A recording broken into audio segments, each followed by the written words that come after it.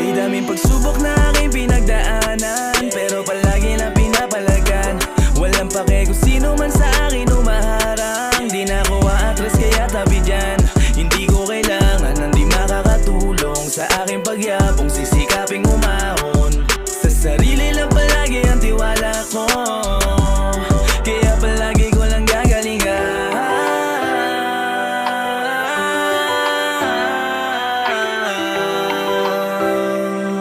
Yeah.